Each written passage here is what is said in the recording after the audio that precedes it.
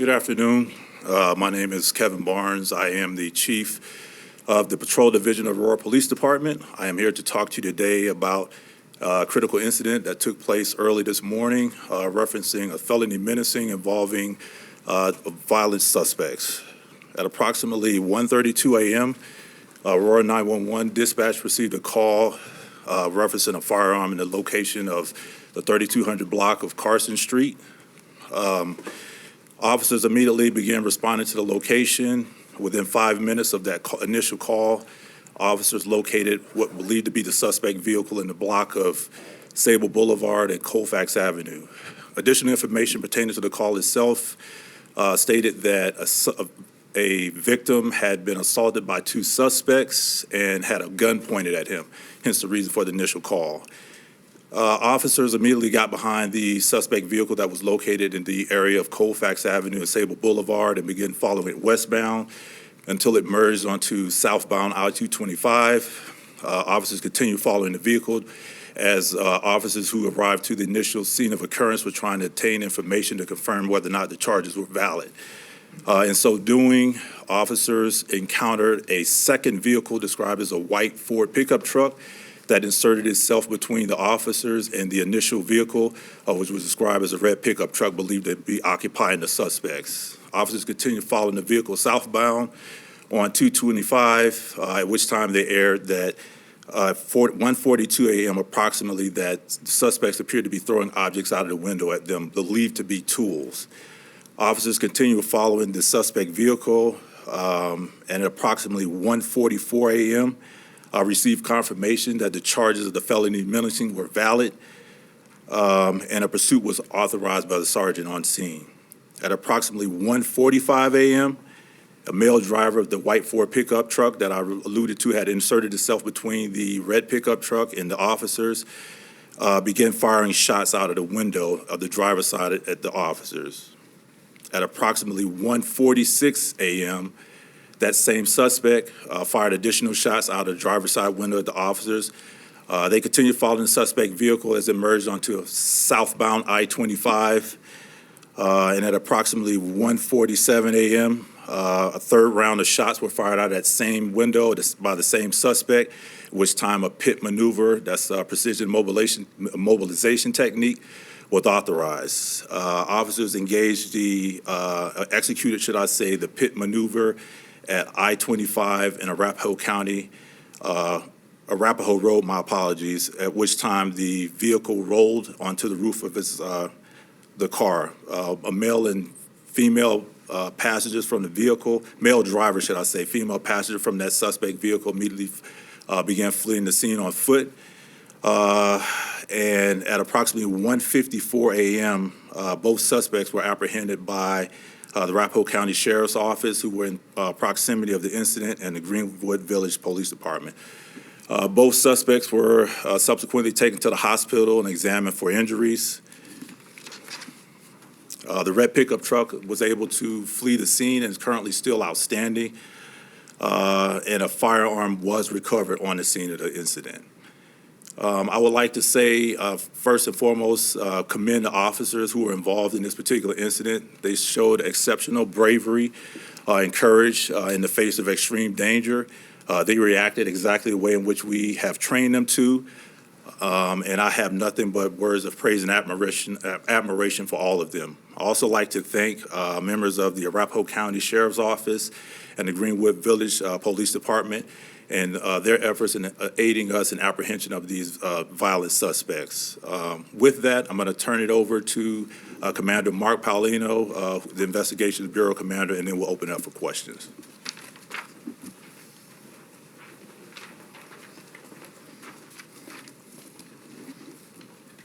Good afternoon.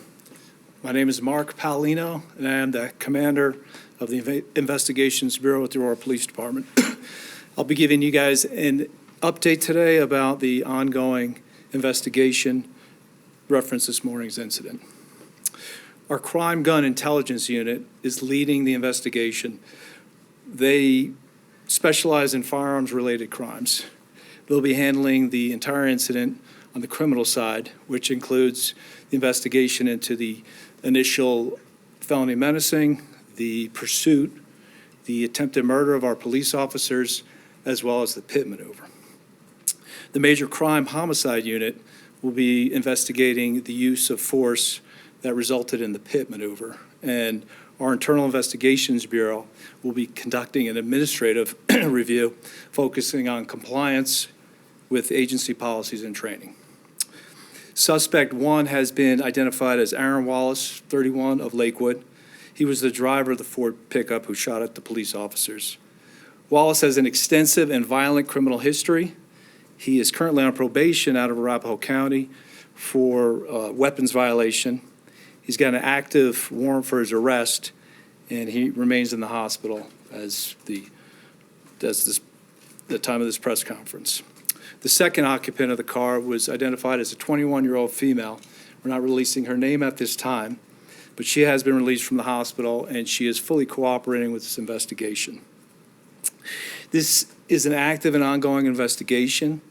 We are requesting the public's help if anybody has any information regarding the whereabouts of the red truck or any other information about who was driving it, or if they saw or heard anything, to please call Denver Metro Crime Stoppers with any information that they might have. At this time, we'll open it up for questions for either of us. Do you have the red truck, was the plate number captured? Is that something you guys are looking at this point? License plate readers, things like that?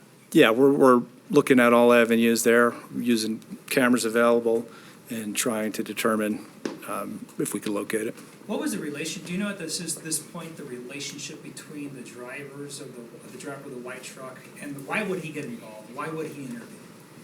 We're unsure at this point. That's part of the ongoing investigation, but we believe there is some sort of relationship based on the behavior and the interference of the second vehicle. Have you been able to determine if the Tesla was stolen? What'd you say, that what was stolen? The Tesla or the car was stolen? You might be confusing, as Tesla was the accident Yeah. a couple days ago. Yeah. This was, I don't think it was a Tesla. Was it? No, it was a white Ford pickup and a small red Chevy pickup. Gotcha. Both of those were not stolen vehicles? Not to our knowledge. Well, I can't say definitively on the the red Chevy, because obviously we're still searching for that vehicle itself. Okay. Did APD return fire at all? No, we did not. What was the type of gun that you guys recovered at the scene? We don't know the type, but it was a 40 cal with a extended magazine, high-capacity magazine. So obviously your chase policy basically just changed, and this is kind of a long chase that you guys are pursued today. Kind of touch on that a little bit for us. Fortunately, well, I wouldn't say fortunately. What I will say is our pursuit policy had nothing to do in terms of how we responded to this particular incident. Had this transpired a year ago, we still would have responded the same way. Again, we have armed felons who were firing shots at officers. Obviously, they were involved in a felony menacing, prior to that. So our initial response, our first response, our only expected response of our officers is obviously the apprehension of those individuals by all means necessary. Does the policy impact at all how the investigation moves forward now? Anything different, or would it have been the same circumstances for the investigation had this happened a year ago?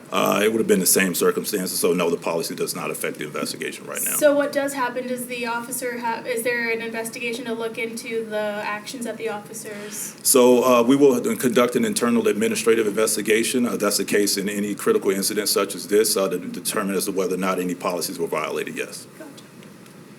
You touched upon this.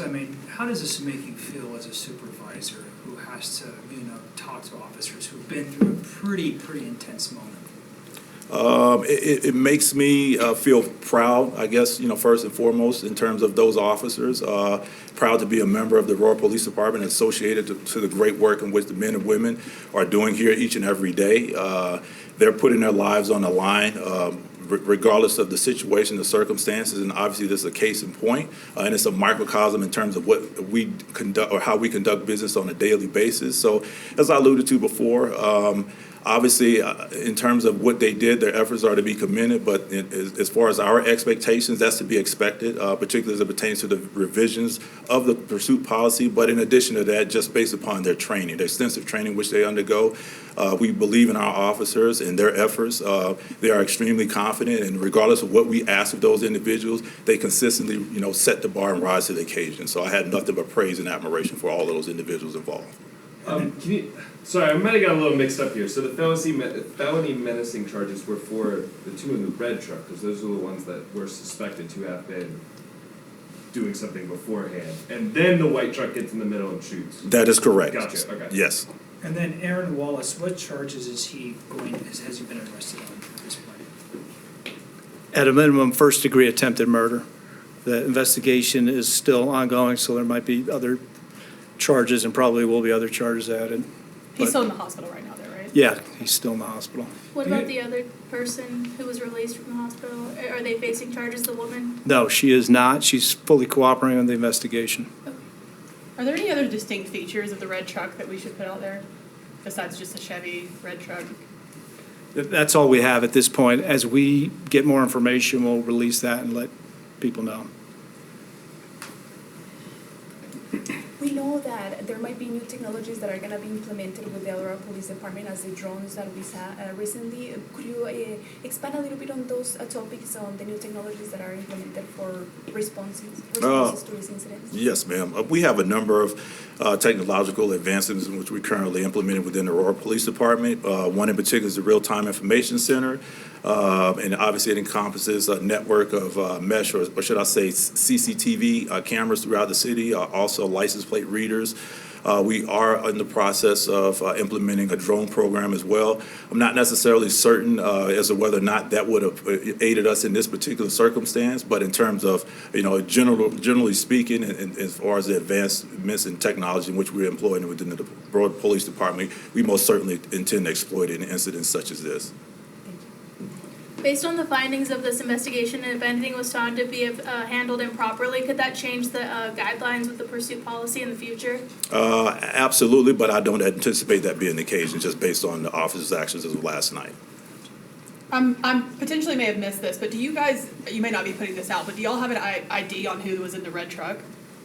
No, we haven't identified the driver of the red truck, no. Okay, thank you very much.